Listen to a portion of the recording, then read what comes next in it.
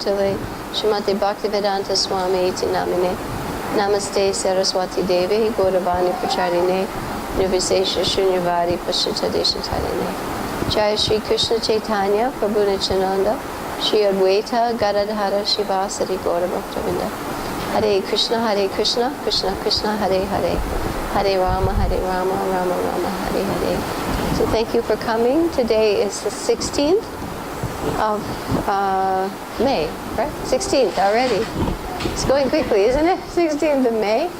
And it's Friday. This is the day we're doing our preparatory Bhagavad Gita overview for those who want to, for all of us, but in particular for those who wish to do the program with the BIG. At least they'll feel somewhat prepared. Okay. And it's of course Vrindavan, the mercy of the Dham. So we have now here our Gita Mahatmya, which we recite before we begin, so that we are reminded of the features of the Prabhupada's Bhagavad Gita. His Bhagavad Gita includes the Gita Mahatmya, some verses. It includes the Parampara, and of course comprehensive introduction, as well as all of his translations and purports. But it's very important to recite this Gita Mahatmya because we're reminded of the importance of the systematic and regular study of the Bhagavad Gita. Because the days go by, we already realize today's June 16th, right? The days will come and go, whether we study or not, but somehow we're all fortunate enough to be taking this seriously. Okay, again, our process is to use our hand for focus, our small finger, so that the eyes and the mind are focused, and we compress slokas or ideas to one word, so we have an anchor for memory. That is our study skill. So one is the study skill for the hand, and the other is the study skill for concentration in the mind. All right, and we will quickly repeat the 7 key words. So we will say go for the first sloka, and for the second sloka, the key word is stop. Not necessarily the word there, but in essence. So we go, and then we stop, and the third key word is we wash. Now all of this is a warm-up. Even though we've done it many times, in classes they spend about 10 minutes, like in the morning, yoga, mental yoga, just so you warm up. All right? And then the fourth key word is read. Okay? For that sloka number 4. The fifth key word is never. Never. And the sixth one is drink. And the last one is serve. Okay?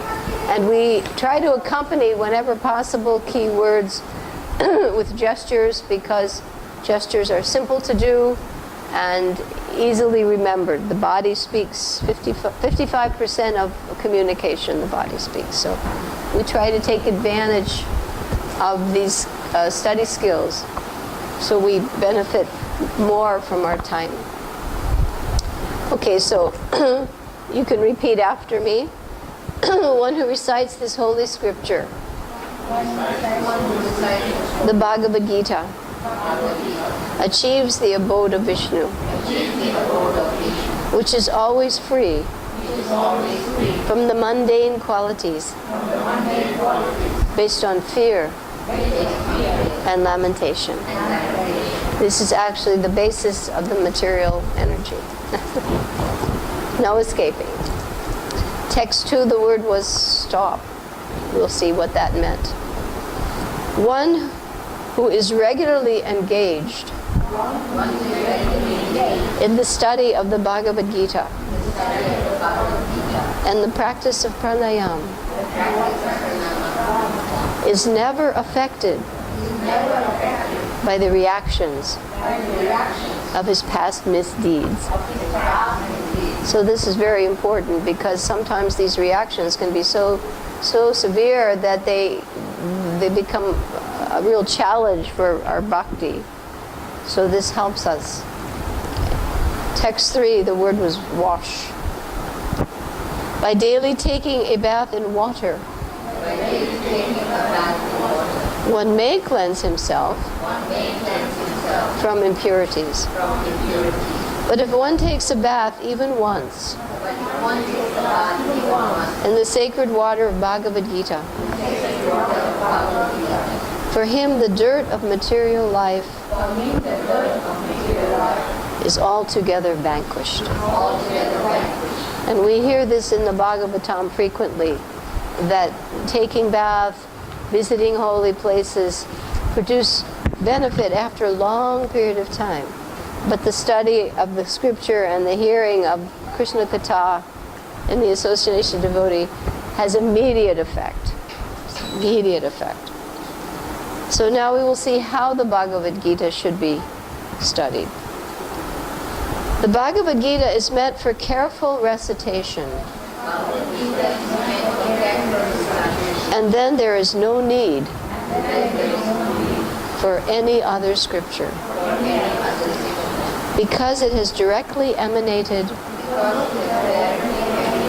from the lotus mouth of the Supreme Lord. So again, with great care and respect. In text 5, the key word was never. By drinking the Ganges water of the Gita,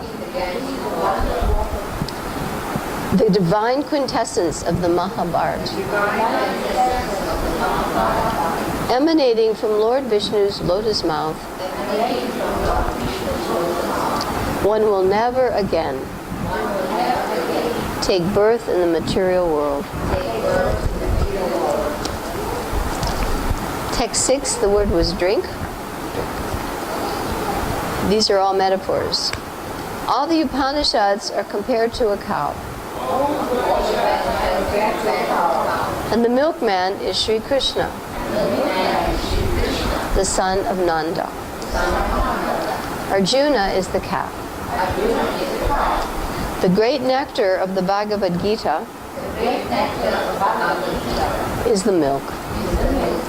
And the fortunate devotees of fine theistic intellect are the enjoyers of that milk. And this is actually a very nice analogy, or actually it's mostly metaphor, because milk produces the fine brain tissues required for understanding transcendental topics. So it's very important, especially for children, to have good milk. So now, in appreciation for these 6 gifts that the Gita awards us, we find out now what we can do to say thank you. There need be only one scripture, Sri Krishna's divine Gita. Only one Lord, that same Krishna, the son of Devaki. Only one mantra, the chanting of his holy names. And only one duty, devotional service unto that Supreme Lord, Sri Krishna. Hare Krishna, Hare Krishna, Krishna Krishna, Hare Hare, Hare Rama, Hare Rama, Rama Rama, Hare Hare. Jai Shri Krishna. Okay, Gita Mahatmya ki Jai.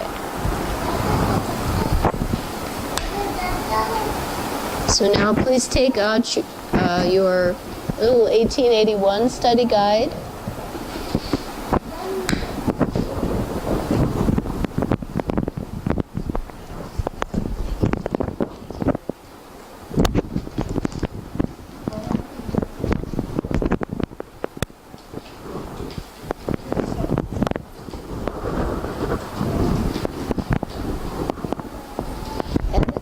That also with your, oh sorry Mataji, okay, you just set them on top, and accompany that one with the VIG study guide. We'll take a look at both of them in conjunction.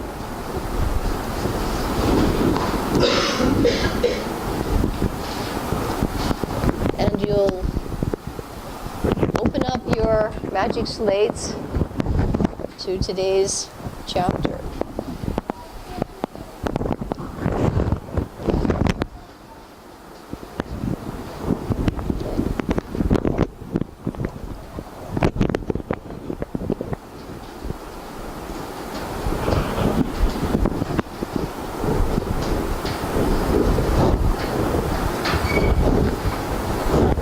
We spent 2 sessions on chapter 13. That was the first chapter in the final section of the Bhagavad Gita. Bhagavad Gita has 3 major sections: Karma Yoga, Bhakti Yoga, and Jnana Yoga. So we are now in the final section, the Gyan section. Each of these has 6 chapters. So we had before spent time on chapter 13, and today we're going to open up Bhagavad Gita, so write that on your slate. Okay? We want everyone's slate to be mirroring what's up here. And that way, and remember now, people are sharing in our classes. So your participation, what shall I say, reinforces the importance of doing the skills. Because if they just see you sitting there, then there's not much benefit. So remember now, when you do this, you help others. Because the tendency is for people to sit and listen. But then they become passive. And after a while, they forget or even lose track.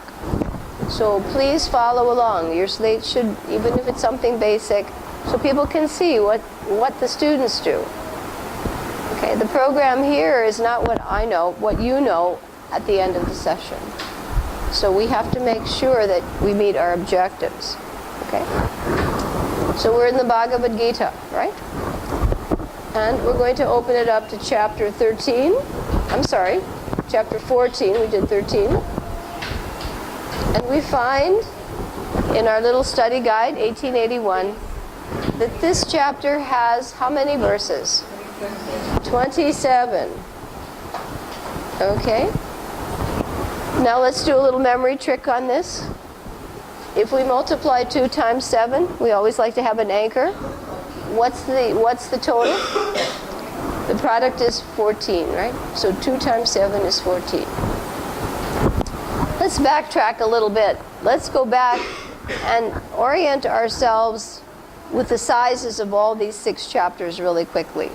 So in that way we have an overview picture of this section, as well as a zoom in on chapter 14. Let us go back. Chapter 13, which we covered before, has how many slokas? Do you remember? 35. Okay, how many again? 35. 35. And again, the 3 and the 3 might help you remember. 35. Do you remember the title? What were the titles? We had signals. Nature, the enjoyer, and consciousness. So you see, it's very important to revise, because I can see some of you, even though we go over that, the information has to rise slowly. So everybody knows that chapter 13 is entitled what? Nature, the enjoyer, and consciousness. And it consists of how many slokas? 35. Okay. All right. You see, repetition is essential. It's essential. All right. Are you also writing on your slate? Yes. Be sure you write, because writing pushes up retention to 70%. And the numbers should be big. They should fill the screen. Okay? If you fail to do it, you fail to get the benefit. Learning means input brings output. If there's less input, there will be less output. Agreed? Right. All right. So now, let us go into chapter 14 again. This is the one we'll do today. Do you remember how big this one is? 27. That was our 2 times 7 link. Okay. And the chapter title? Do you recall? Right? The 3 modes of material nature. So use your three hands, 3 fingers, and do the gesture, the 3 modes of material. You'll see the more you do this, you get used to it. It's just that many of us for years didn't have this habit. So it's a new habit, but it produces the results that we hope for. Okay, let's move on to chapter 15. In your study guide, there's a preliminary page there that has this information. So that's 15. And what does our little study guide tell us? How big is this one? It has 20. It has 20 verses.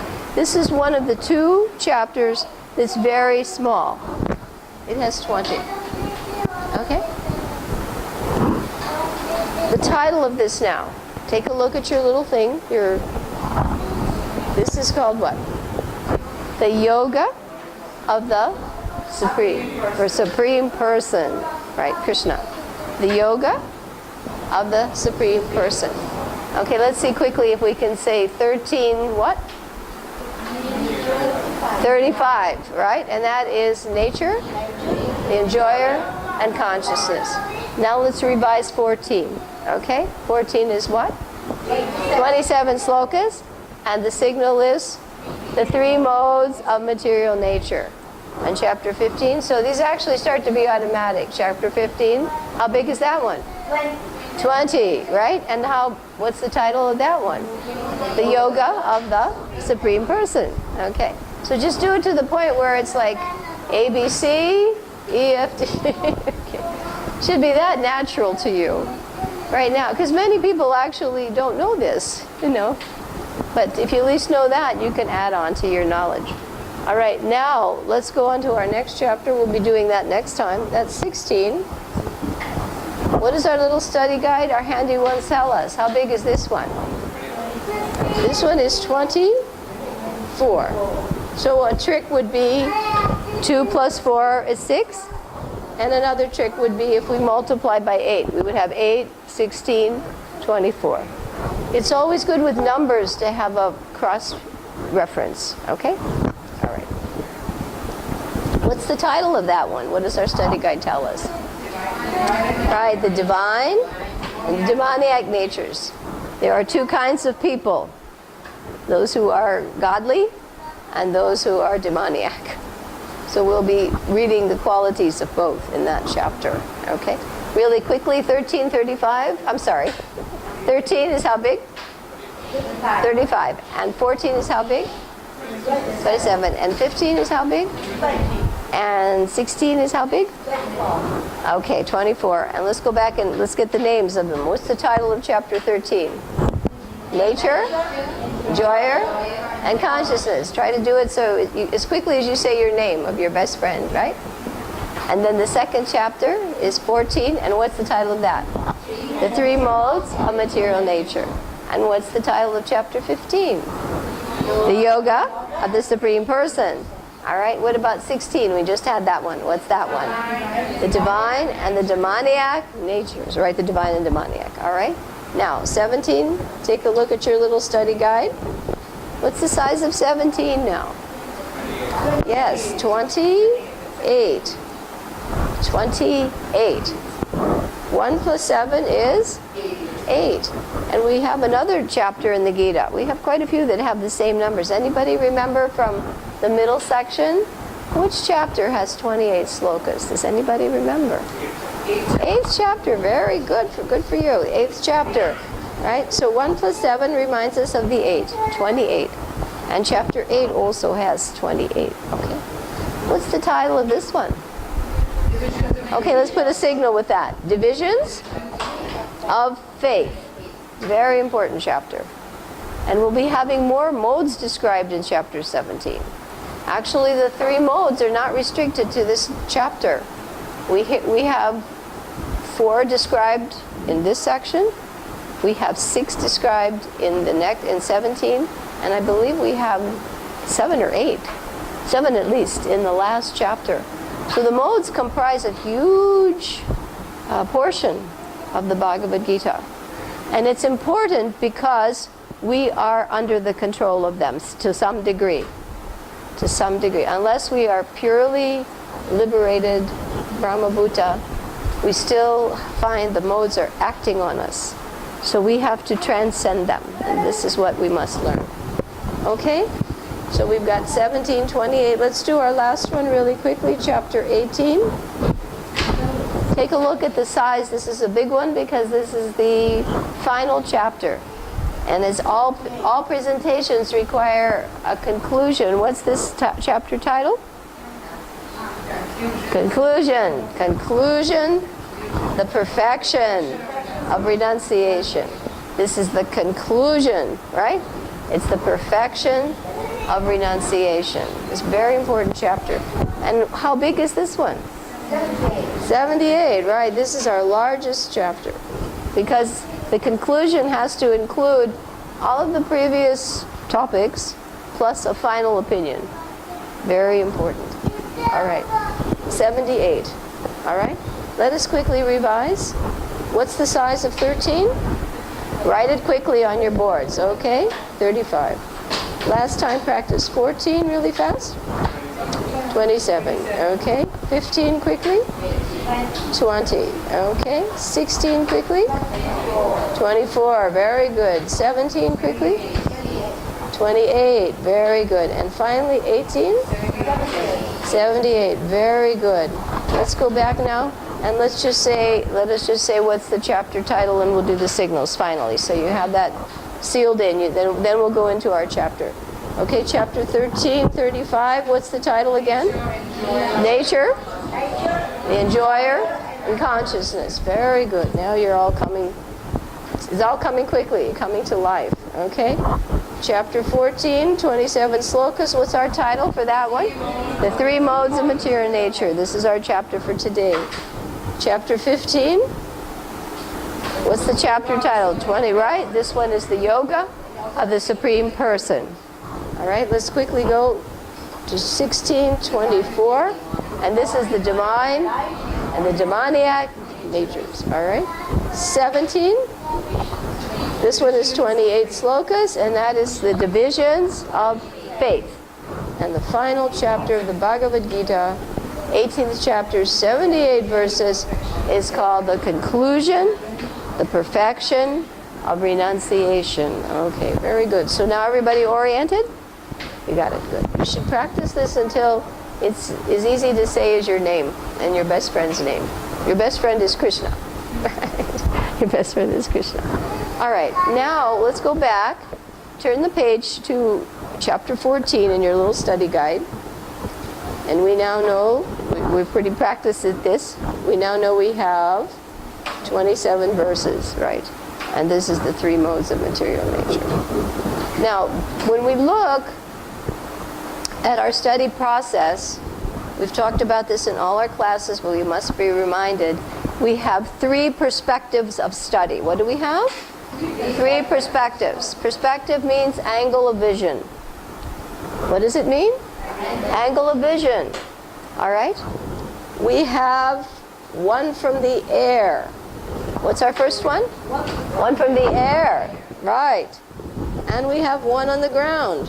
Where's the second one? The first one is air, and then the second perspective is on the ground. And the third perspective is what? Underwater. Yes, under the ocean. Deep. As deep as it could. Ocean is deep, right? And the sky is high. So these are our three perspectives of a complete study, all of which allow for depth. The sky perspective is called the overview. What is it called? Overview. Yes, you'll see in our Bhakti Shastri. What's the key word they use? Overview. Right. That means I look at the whole picture so I can see the whole thing. All right? Overview. The second is called topic sections or breakdown. What is it called?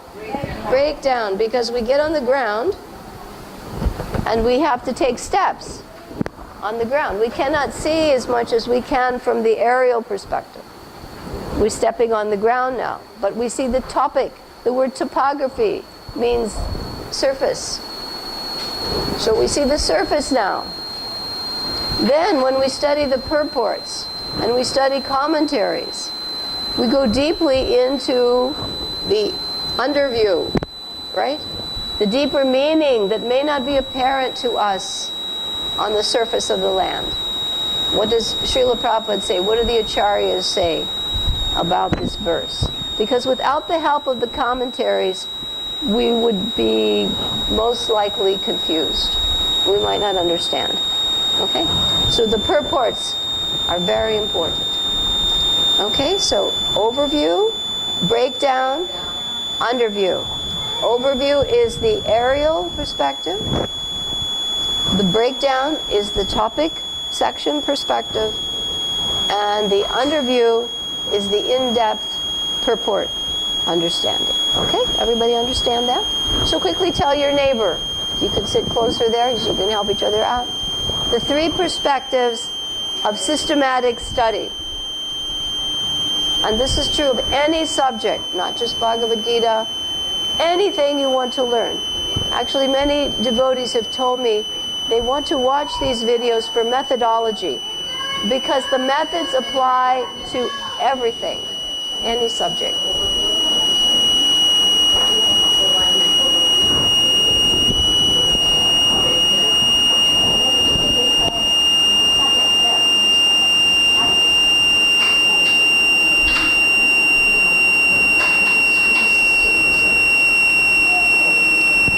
It's very important to explain understanding.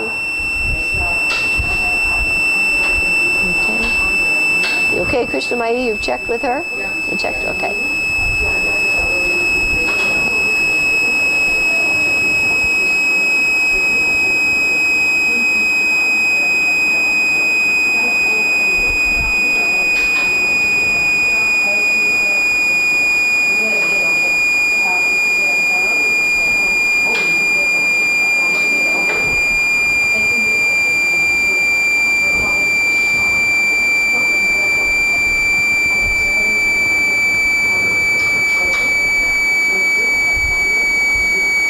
What you have just done is called articulation, and in the study methods that are used in the West in particular for teaching, particularly skills, articulation is the fourth stage of 6.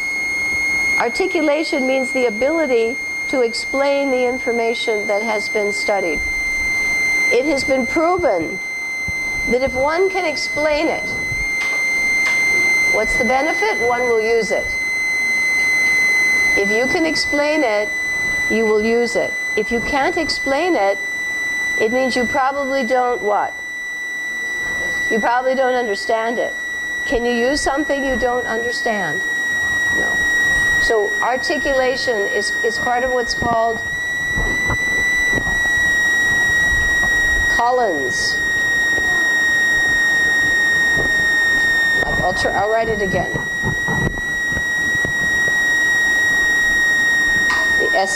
The Collins method of study. This has been around since 1970.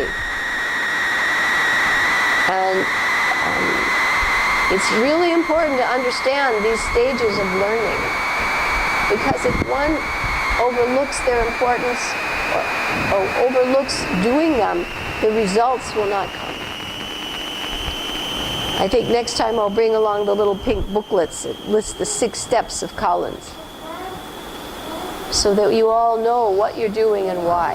And in particular, for those of people who may be watching these in the future, they'll understand why we do what we do. It's not just a myth. It's quite standard, and it's been around a long time. Okay, so what's this method called? The Collins method of study. Right. Instruction. Okay. Collins. Did you all see it? All right. Did you write it? Make sure your boards are like a mirror, reflecting in like the water, the sun in the water pots. Articulation is one stage.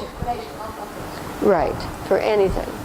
Okay, I think next time we'll bring the little booklets and we'll go through those 6 stages so that you and the viewers can also appreciate, if I wish to teach something, anything effectively, these are the stages required. Okay? All right. Now, let us go into look at our study guide, and let's see how many subdivisions, how many topic breakdowns do we have for chapter 14. You see the little circles, they look like little rasgulas, right? You see a big rasgula in the middle. And that rasgula says 1427. And around it you'll see 3 smaller rasgulas, right? So that means this, according to the study guide, this chapter has 3 major breakdowns, right? This is our topography, our ground view. Okay? Now on the side of your map, because you all have a map as well, we'll see, we're going to put dots here. This is a very easy chapter to remember the size of these breakdowns, because they're all the same number. Okay, do you all have your study maps? All right, what's the number we have 3 times? 999, that's perfect. Each topic is 9 verses. So that's an easy one, right? Topic 1 has 9 slokas, topic 2 has 9 slokas, and topic 3 has 9 slokas. So now we're doing an analytical study of this before we go into the slokas, because now we know what we're dealing with. All right. Now let's take a look at the little study guide, and we can also open up. So you see the reference for this little tiny study guide. It's not concocted.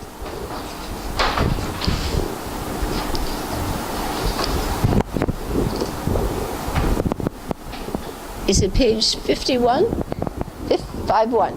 If you'll turn to 51 in your Bhakti Shastri study guide, at the bottom of that page, you'll see chapter 14. And you'll see that there are the 3 topic titles. And now we know the size of each of these topics. Each is 9 verses. So that we've added to our learning. Now it's very important to have an analytical understanding. Some people say, is this important? Yes, I answer. Because Prabhupada said, you should know the Bhagavad Gita as a lawyer knows his law books. Because it is the law book for mankind. It is the law book for mankind.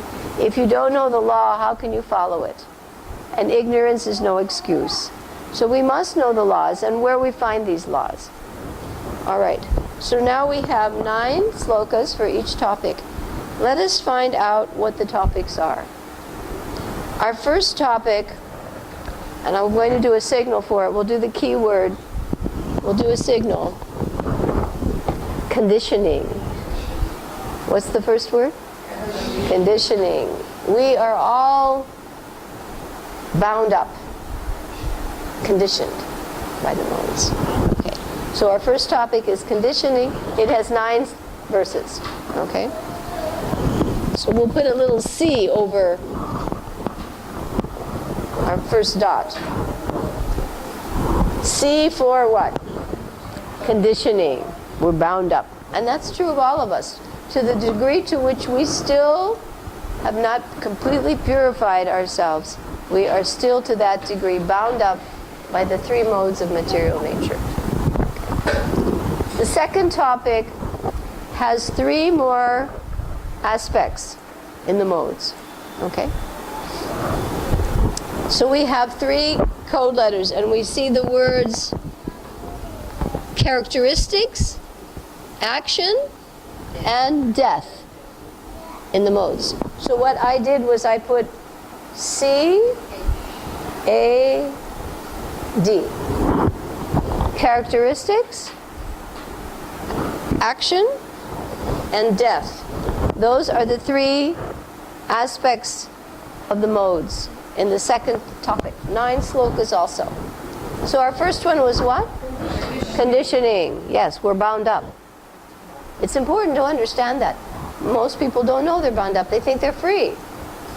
And the more they think they're free, the more they will act incorrectly. The second one is characteristics, action, and death. 3 topics here. Characteristics, action, and death in the modes. What are the characteristics of the modes? what are the actions and results, and D, what is destination at death. Because this is why this is so important. At the time that we give up these bodies, the mode that we are in dictates the next body. The present body is a combination of the previous life. It's the sum total. We'll study that in Nectar of Devotion, your prarabdha karma. And you have it. You can't deny it. And anyone who's in knowledge will not be proud of this. If a person's proud of the body, they're in ignorance. Because they don't realize that the body is an imprisonment of the soul, awarded from misdeeds. So the devotee knows this because he wants to correct that. He doesn't want to continue doing this. So first one was conditioning, then the characteristics, action, and death. Now the final one is the ray of hope for us. Because the final one is called T, transcending the modes. This is the gift of Krishna consciousness. Only by Krishna consciousness can one transcend the modes. Only by Krishna consciousness. And why can we say that so emphatically? Because Krishna consciousness is the original consciousness of the pure soul. And until that consciousness is fully reawakened, the soul has to be under the dictation of the material energy and subjected to the binding of the modes. Very, very stringent. Material nature's laws are stringent, infallible, inescapable, binding. So the objective of the study of the Bhagavad Gita and the practice of bhakti yoga and devotional service under the guidance of a bona fide spiritual master is to transcend the three modes of material nature. So what is our objective? We want to transcend the three modes.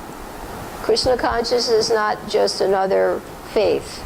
Krishna consciousness is the eternal religion of the soul, Dharma, the original condition. Okay, many people think it's another religion. No, no, no. It's the eternal nature of the soul. Okay, conditioning, characteristics, action, death, and transcending the modes. Okay, quickly erase that. Write those codes and numbers and explain them. Articulate them now to your study partner.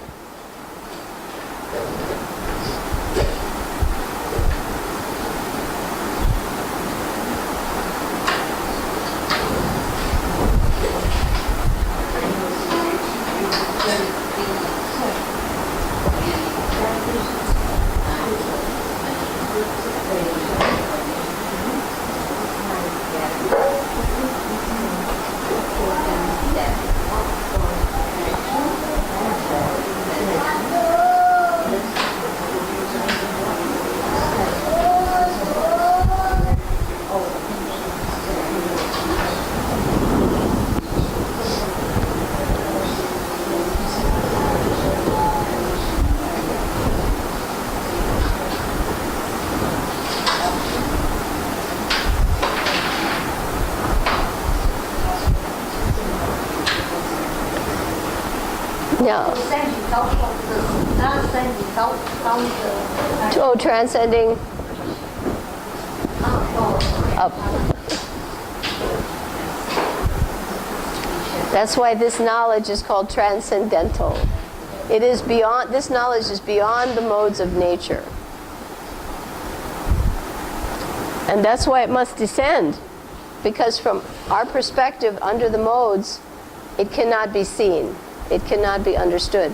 That's why Sabda Brahman, one learns from hearing that which is coming from Krishna through the parampara. There's no way, when one is under the modes, that he can see beyond them. This knowledge has to descend by the mercy of spiritual master and Krishna. It's the only way. So we're fortunate, because without the knowledge, how can we transcend? We cannot. Okay. So has everybody learned this well enough that after today's class, if you met someone and that person asked you to explain, would you be able to do this? Would you be able to do it? How about you, Govinda? Okay? Clear enough. It's very important, because when you leave here, you have to feel, I've left with something that's mine. Right? It's yours now. It's not in a book. It's in a book, but it's also here. And you can share it. And it's called preaching. Right? It's the preachers and the teachers that actually benefit the most. So if you want 90% benefit, you should find someone and say, did you know this? Okay? So everybody clear on that? All right, let's add more now, because we're building onto our skyscraper. We're going higher now. Let's follow along with the study guide and read the summaries together. Okay?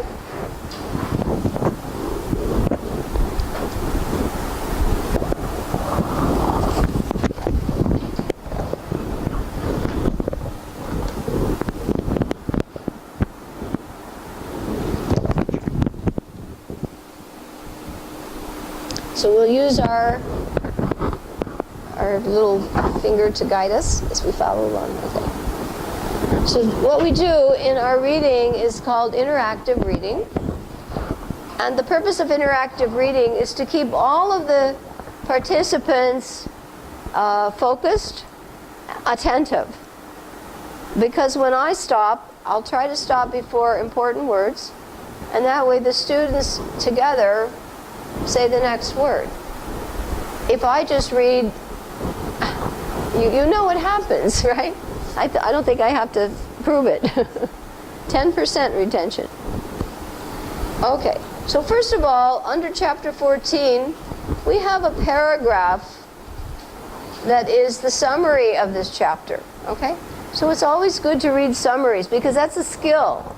How do I extract the main points of a summary, and how do I make summaries myself? On a test, that's pretty much what I have to do.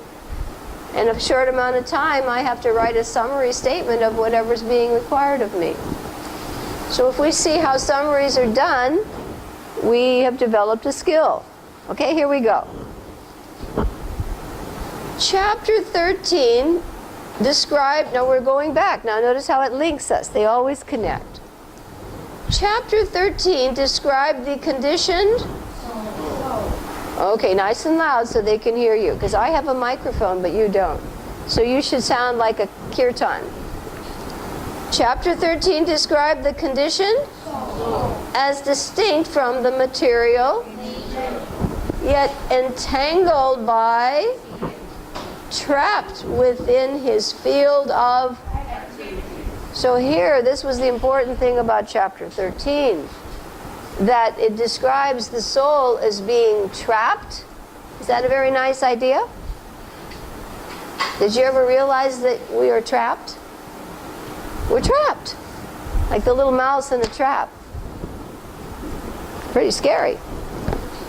And he is, what's the other word that's not so nice sounding? Entangled. Have you ever seen a little spider catching an insect? What does he do? What does a spider do?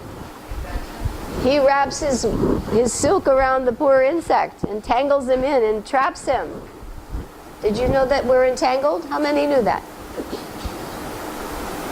Do you know it now, right? So what's the first word? You are what? Trapped. And you are entangled. Now when you go to sleep tonight, you're going to think about that one, right? He's trapped within his field of activities. That's his kshetra. Who is he? Who is the soul?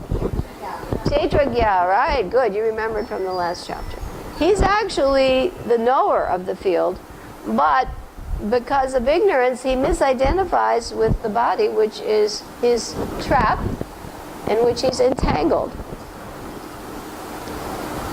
Chapter 14 reveals in, loudly, detail how the living entity is limited and controlled. So those are two nice sounding words. You are what?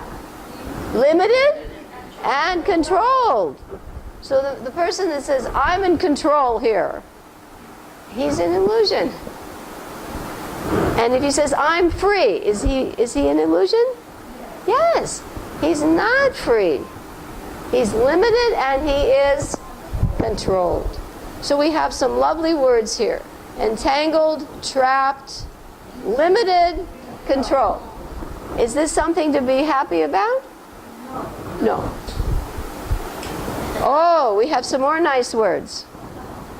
By the powerful shackles. What does shackles mean?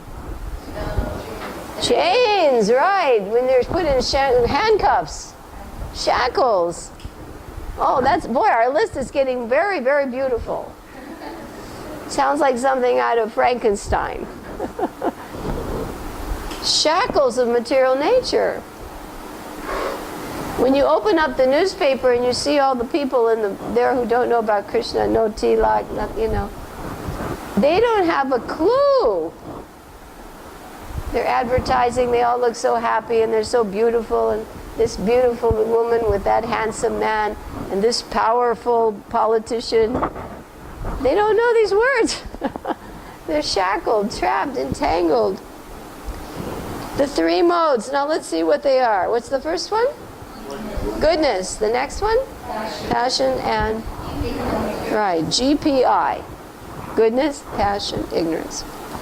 At the end of this chapter, Krishna informs us how to attain freedom. Now there's the first word we love. Freedom from these modes. It's true. I remember my mother when she was alive. They were driving me back to the airport, and of course they thought being a devotee meant that I was just brainwashed and subjected. And my mother said very boldly, I'm free. Okay. And Prabhupada used to say, well, can you control your death? Can you stop death? No. You're not free at all. You're completely under the grips. Shackles, chains, entanglement, embodiment. Prison suit, whatever you want to call it, it's not so sweet. But here's hope. Krishna informs us at the end of this chapter how to attain freedom. So we finally found a very beautiful word. So does everybody now turn to your neighbor and in essence tell your neighbor what it's like to be a conditioned soul. Okay? Just turn to your neighbor and, make up your own little story. What are the symptoms of a conditioned soul? Okay? Go ahead.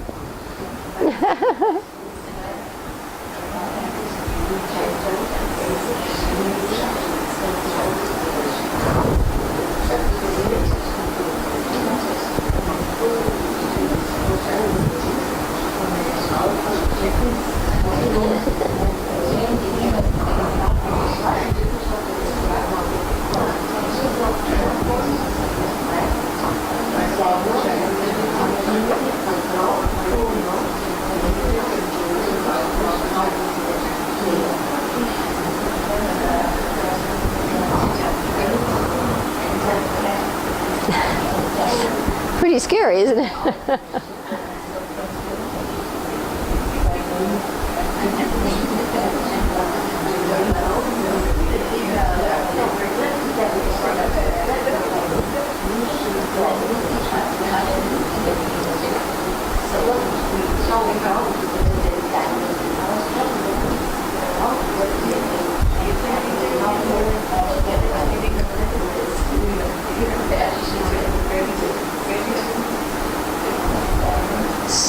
So we all have our keywords, five scary ones and one good one. Entangled, trapped, controlled, limited, controlled, shackles, and the good word is freedom. All right, so you got the essence of this chapter. Is this an important chapter to know? Very important. How many just learned something today? Yay, good. All right, so I remember some of my early days, I didn't understand it very much, but when I came to a temple, devotees would say the body is an embarrassment to the soul. And I thought, how's that? It took 30 years to figure it out. And then another one of my favorite quotations is by Madhavendra Puri. I think his appearance date was a few days ago. And he said, so we should remember this, because these acharyas give us the right mindset. And he's a liberated soul. He's beyond that. He said, I have nothing to be proud of. What did he say? I have nothing to be proud of. I entered the samsara. What did he do? He entered the samsara, the wheel of birth and death. If you've done that, you have nothing to be what? Proud of. So the minute we start to feel a little proud of something we thought we did, forget it. If he says he had nothing to be proud of, what to speak of us? Okay? So that's a nice little motto to live by. It's what? Entered the samsara, the wheel of birth and death. We're caught, round and round. Everybody's caught. And if you have a body, it means you're trapped. Entangled, controlled, limited, shackled. Okay? So now, let's read about these sections a little bit. Okay? Then we'll go to our charts. Conditioning of the modes 1 through 9. We all know that section. So listen and then read when I stop. After glorifying the knowledge that he will now speak, Krishna explains the relationship between material nature, the conditioned living, and okay, so now he has been glorifying this knowledge, and now he will explain what's the key word? Relationship. And we've had this another theme in the Bhagavad Gita, the relationship of three things, right? Nature, the living entity, right? And Ishvara, the Supreme Lord.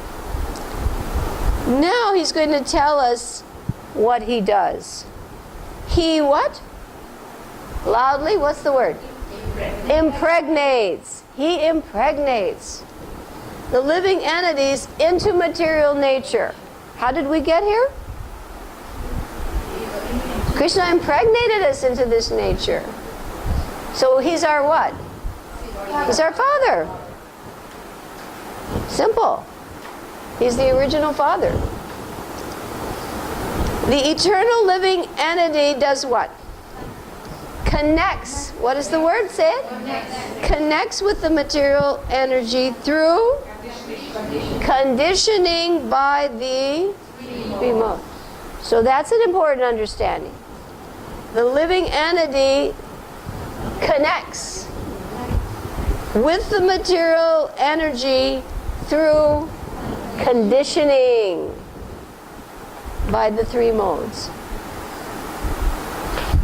Because we're actually a superior energy. So to be here, you have to connect with it. And how do you connect with it? Through the shackles, chains, and that's how you connect with it. Doesn't sound good, does it? Is everybody learning something here? Very serious. The mode of goodness conditions one to oh, well that sounds okay. What's wrong with that one? Everybody wants to be happy. Let's go for that one. Shall we go for it? No, no, no. Dangerous. It's essential, but don't stop there. So what does goodness condition you to? Happiness. Oh, well, I want to be happy. What's wrong with the mode of goodness? Passion conditions us to what? Fruitive activities. Oh, I really want a new car and a new house, and I want a bigger salary and a bank balance, and I want to be famous, and blah, blah, goes on and on and on and on. Whoops. Is that a good idea? No, that's even worse. And ignorance conditions one to what? Madness. Oh my God. And guess what most of the world is in? Yes, madness. You can tell the planet's going mad. I mean, everybody's fighting, wars breaking out everywhere, people ready to kill each other over nothing. Is that what you call sanity? It's madness. So that means the mode of ignorance is predominating. Passion to some degree, that's bad enough. Madness, oh. Okay, so here now, we're going to go over this. This is so important. These summaries helpful? Very helpful. Krishna is going to explain the relationship between what? Material nature, the living entity, and himself. Right? Prakriti, Jiva, and Ishvara. Right? Those are the three important things. And the living entity, in order to come here, he has to connect with the material nature. How does he connect? Right. He connects through the what? The three modes. Very important. You all have an understanding of this now? Now, what does the goodness do? What's the result of goodness? Yes, it conditions you. Remember, conditions means I trap you. Okay? I condition you to what? Happiness. What does passion condition you to?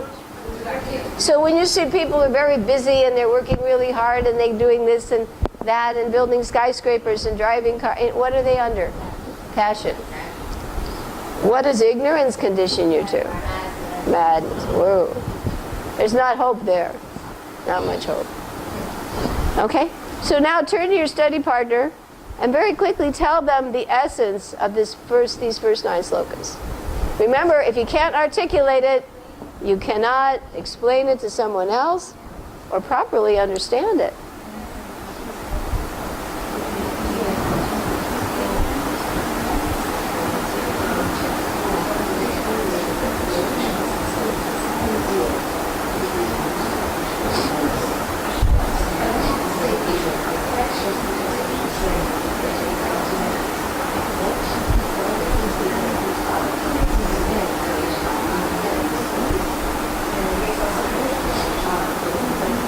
Is this scary, Anita?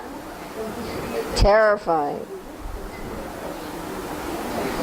We have to keep hearing this because we're under the illusory energy, which makes us think it's okay. That's the purpose. The illusory energy is to make us think this is okay. So we have to wake up to the truth.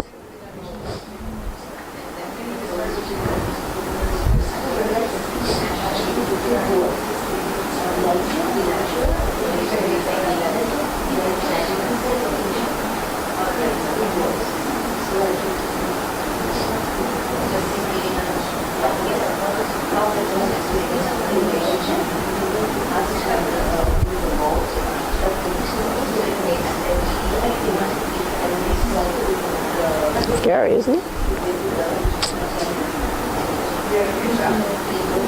I tell you, when you see through Shastra, it's completely the reverse. Completely the reverse. Nothing can appeal to you in this material world. Nothing. Oh, it's critical knowledge.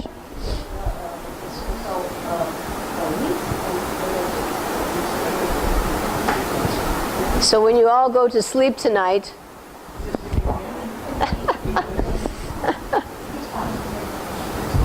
be grateful that we have this knowledge, right? Say thank you, Krishna.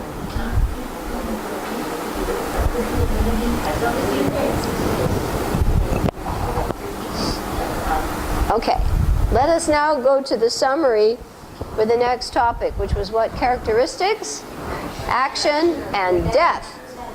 That's why this is important, because when our time comes up, and who knows when, it can be any minute, the higher authorities will hand you your certificate. This is your next body. And you can't argue about it. And depending on the modes in which you die, that is the body you will get. How's that for good news? Everybody happy to hear that one? You don't have a choice. You'll say, but wait a minute, I don't want that one. I want a beautiful one, you know, that's very intelligent and has a rich husband and, you know. And even wanting that isn't a good idea, right? It's pretty scary, isn't it? Hey, wait a minute, I'm Govinda Kund. Don't you know me? I'm Govinda Kund, remember? I don't want to be that.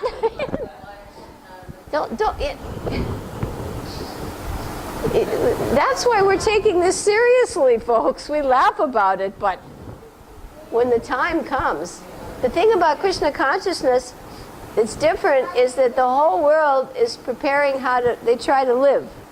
But the devotee prepares for the moment of death. He wants to think of Krishna, right?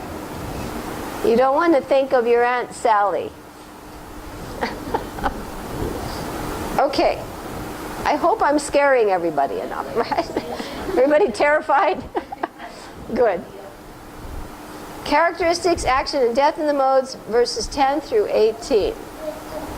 Krishna explains characteristics and manifestations of the verses 11 through 13. They give you a further breakdown. Death in the 14 through 15, and the results of action in the modes, verses 16 through 18. So it's very, very specific. No doubt about it. Sub breakdown. Okay, so we're going to hear about characteristics, death, and action. Quickly turn to your neighbor and tell them what you know. Okay.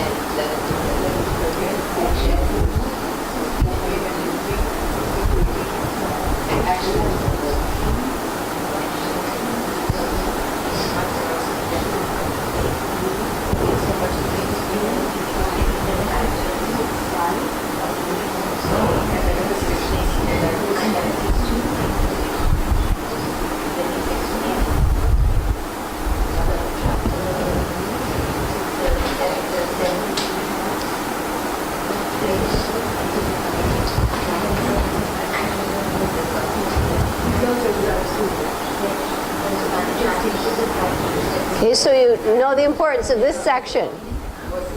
All of us has to die. The body must go. And we will be awarded a body according to our thoughts, our words, our actions. So it's very important to elevate ourselves by Krishna consciousness.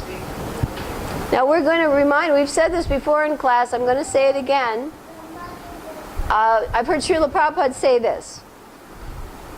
The former Prime Minister of India, Nehru. I've told you this before. I'm just saying it again, so it ding dong. An astrologer did a chart on his next life, because there are astrologers who can do that.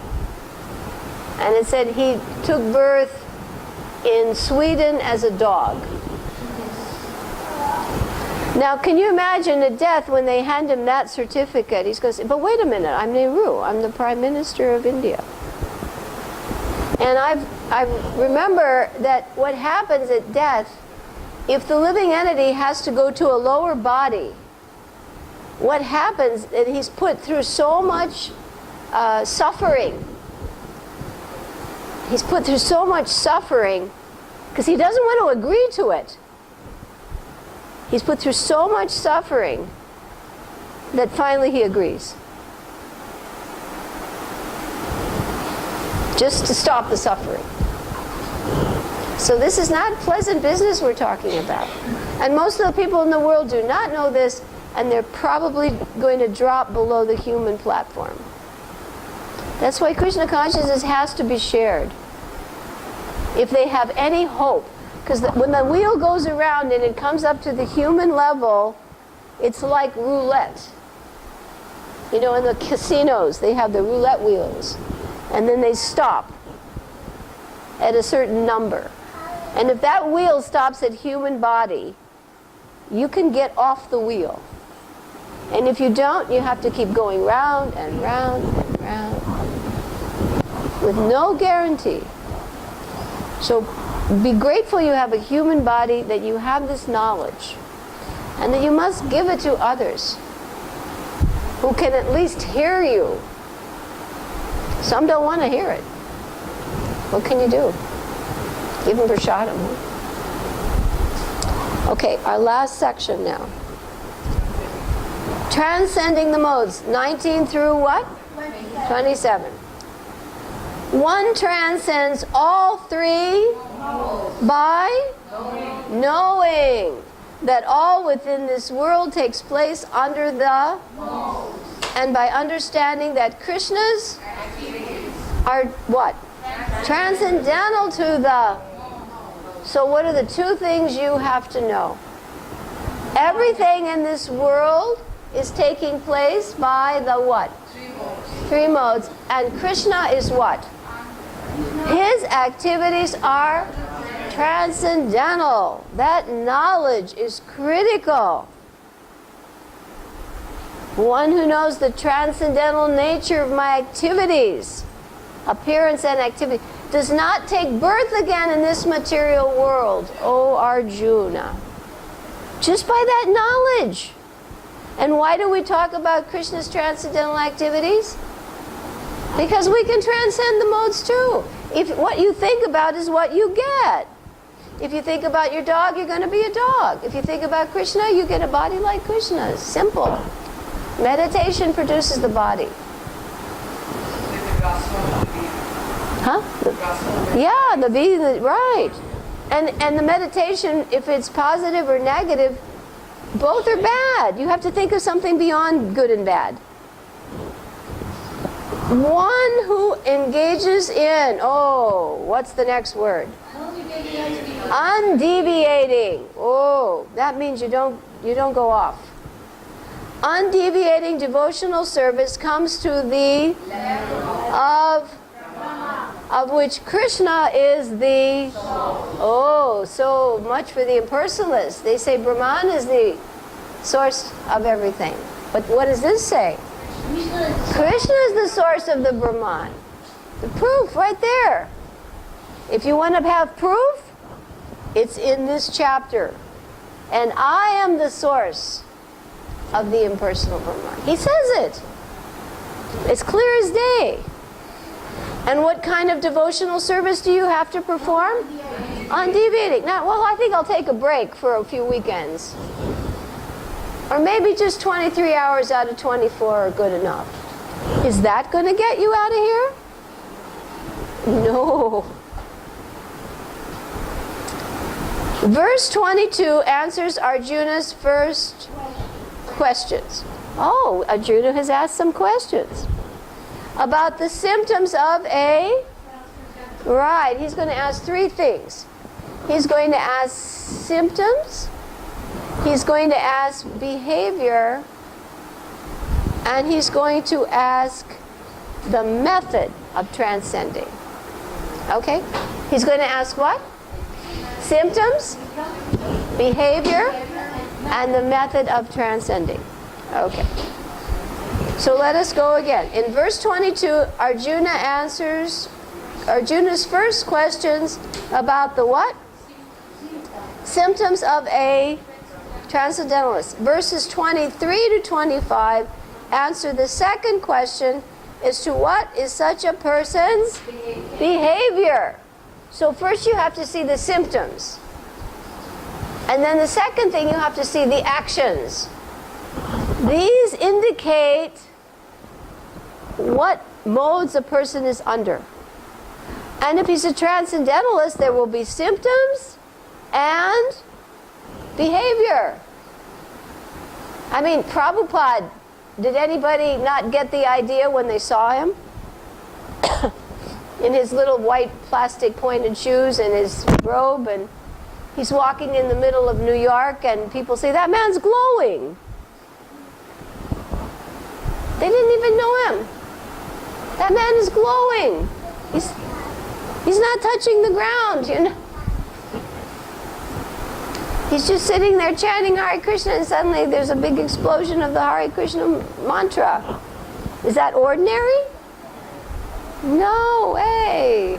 His symptoms and his behavior, those are the signs of a transcendentalist. Now, verses 26 to 27, very important. They discuss what? Bhakti, the method of transcending the modes. That is the only bhakti, only bhakti, only bhakti. Bhakti amam, only bhakti, that's it. Because that's what you're meant to do constitutionally. And if you're not doing it, you're in the prison house of the three modes. That's your choice. I don't want to serve Krishna. Okay, serve Maya. And be shackled, entangled, limited, controlled, and whatever else you want to say. Okay. Now, thus, Arjuna's third question has been answered. All right. Let us turn to an important chart in the back of this study guide. There is a chart number 21 in the very back that is a reference to the 11th canto of the Srimad Bhagavatam. Don't forget your fruit. Sorry, you're going to miss out on our last thing here. Okay, go ahead. What does this chart do? It refers to what book? Srimad Bhagavatam. Everybody say? Srimad Bhagavatam. What canto? 11. And who is speaking? Who's speaking? Krishna. Yes. And to whom is he speaking? Uddhav. Yes. Chart number 21. This is what is this? A very important chart. What is this? Because this chart will tell us how we can elevate ourselves. What will it tell us? Do we want to do that? Yes. All right. By practice and what? Did you all find the chart? It's coming from the 11th canto of the Srimad Bhagavatam. Krishna is instructing Uddhav. Now, if you want to elevate, and we all must elevate to the platform of goodness. What platform? Goodness, because from passion, ignorance, you can't jump over to transcendence. Not possible. You must elevate to goodness. It is the step before Vishuddha-sattva, pure goodness. You can't just say, okay, from the mode of ignorance, I'm going to become perfect. Not possible. From the mode of passion, not possible. From the mode of goodness, yes. So you must follow what this chart says. Number 1, what's the first thing? Different scriptures you study. According to the scriptures you study, you elevate. Now, if you're going to study scriptures on how to worship Goddess Kali, is that going to get you out of here? No. Obvious. Eat in a certain way. Oh. Not only what you eat, but how you eat and when you eat. Eating is so important. It affects the consciousness. Who cooked it? How did they cook it? Where did they cook it? How did you present it? How did you cook it? How did you offer it? So critical. Everything's important. It adds up. Number 3, drinking choices. Right.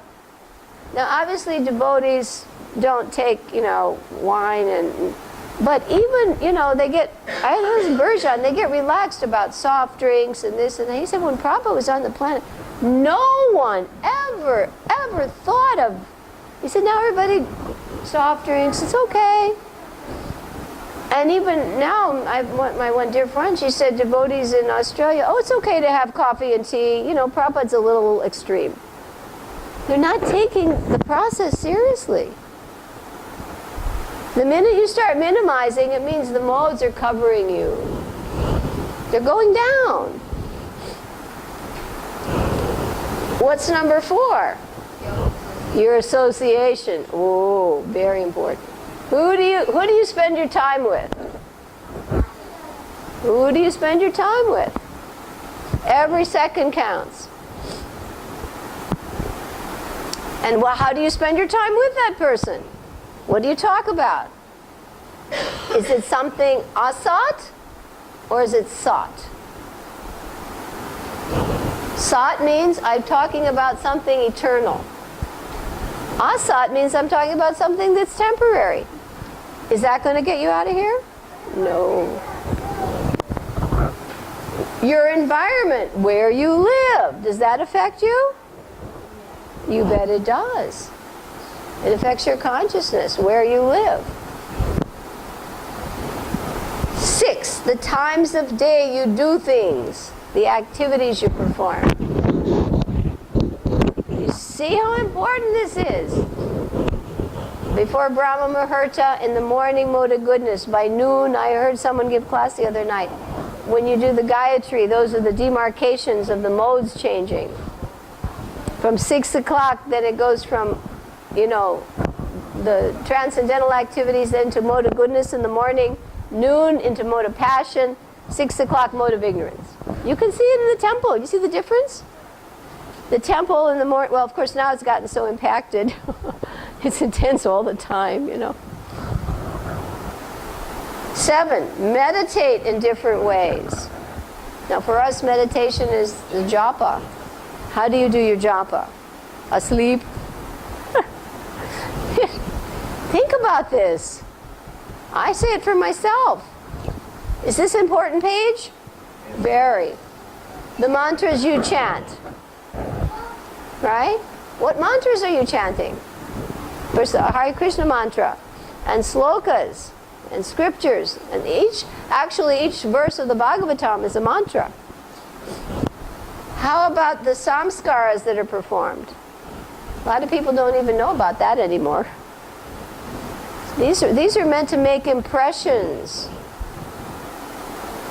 Marriage, birth, whatever, grain ceremonies, all these make impressions. Everything we see is a camera. It's making an impression on the mind. Birth, very important one.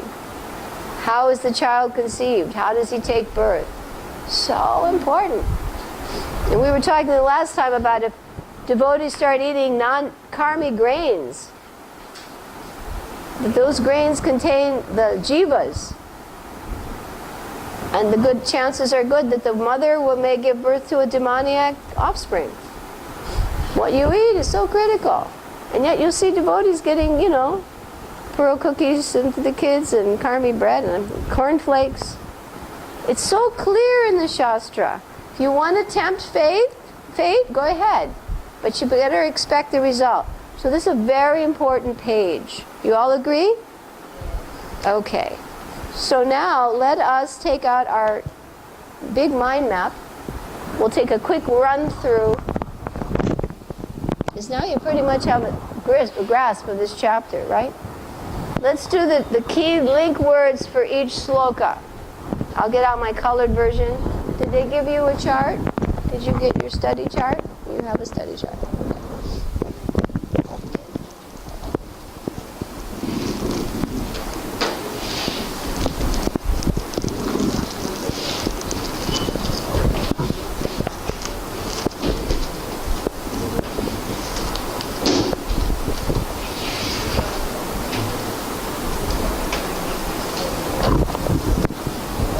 Okay, this one's in color, so this should help you. Are you ready? Now, I have gaps in my charts where some charts have the enlarged icon. So we have to go by the small icon. So do you see on my chart, upper right-hand corner, conditioning by the modes 1 through 9. Do you all have it? Okay, point to it with your little finger. And you see little pictures. Do you see all the little pictures? Let's take a look at the 9 pictures really quickly that are in the pink section, conditioning by the modes. Everybody ready? Oh, he didn't get a chart. Okay, sorry. Let's get one out for you.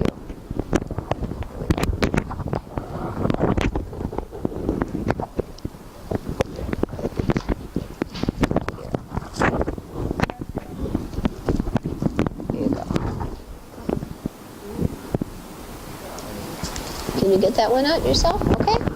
All right, everybody ready to walk through the chapter? What are we going to do? We're going to walk through the chapter step by step. But first, let's look at the pictures. 14.1, you see a little trumpet. You see the trumpet? 14.2, you see a peacock feather and an arrow. Okay? 14.3, you see a peacock feather and you see little dots going, right? Rays. 14.4, double star. Oh, key memory verse. Krishna is the seed-giving father. See the little seeds coming from Krishna? That's us. 14.5. There's the jiva, and he's coming in contact with what? Material nature. 14.6. Now we're going to find out what's illuminating. Which of the modes is illuminating? What do you think? Which mode is illuminating? Goodness. Which mode creates longing? Passion. You see the fruit. I want the fruit. Which mode, oh, you see an X, brings delusion? Ignorance. And here you see these ropes tying us up. And what's the key word there? Conditioning. So let's say the words now and look at the pictures. Declare. Established. Okay? You all repeat. Impregnate. Seed giving. Contact. Illuminating. Longings. Delusion. And conditions. So you got the flow of those verses. This makes it very easy when you read the slokas. Now let's look at the little symbols for the next 9. Do you see 3 arrows coming at each other? Okay, and in the next one, do you see a gate? You see a gateway, right? In the next one, you see an eyeglass, right? My magnifying glass. In the next one, you see something round and it's sitting still. Inertia. And then in the next one, you see sage. And the next one, you see an animal. And the next one, you see an apple, fruit. And then you see something growing, developing. And in the last one, you see an arrow going. Okay, let's say the words. Competition. Gates. Symptoms. Inertia. Sages. Animal. Result. Develops. And go. Okay, let's take a quick look at the last 9, okay? Now you see someone who has thumbs up.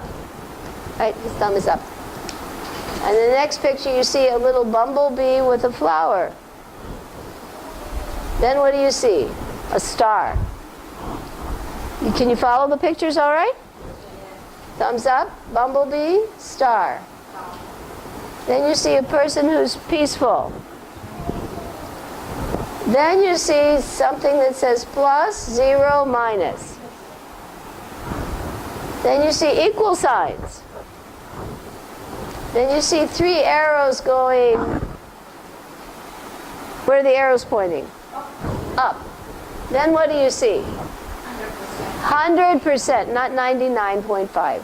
What do you see? 100%. And the last one, you see Krishna and a heart. Let's say the words now. With the thumb, what's the word? Properly.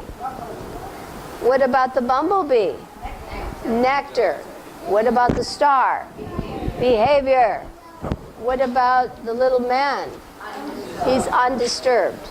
And what about plus, 0, minus? Being neutral. And what about the equal sign? Equal. And what about the 3 arrows? Transcend. 3 modes. Go above them. And what about the 100%? Unfailing. Never fail. You never fail. You get 100% every time. And what's the last one? Basis. Krishna is the basis of the impersonal Brahman. Okay, so what we're going to do is the next time we'll read through the slokas.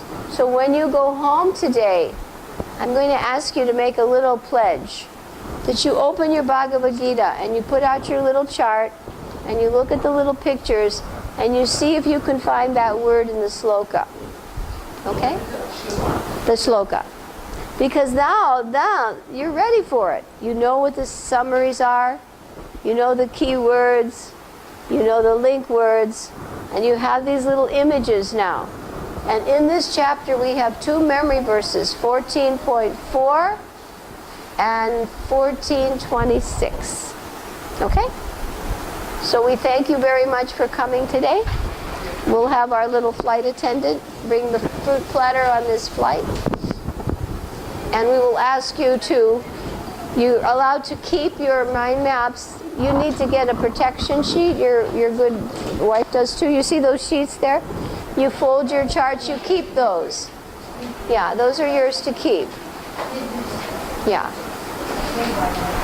Yeah. You can fold your chart in half and it fits in that. And the advantage is that you can put it in a ring binder, protect it. Neela will bring the fruit platter. Neela, you want to bring the prasadam for everybody? Can you bring the mangoes or not mangoes? Yeah, we have mangoes today. So carefully put your materials in your tray. And we will say Vancha Kalpa Tarubhyascha, Kripa Sindhu Bhevacha, Patitanam Pavanebhyo, Vaishnavibhyo Namo Namaha. Bhagavad Gita Ki Jai. And thank you for coming. I hope today you learned something. Did you all learn something today? Yes. And I hope you will go and enlighten someone tonight. You'll tell them how scary the material energy is. Krishna's avidya Shakti. Okay. We have to Mumbai. They want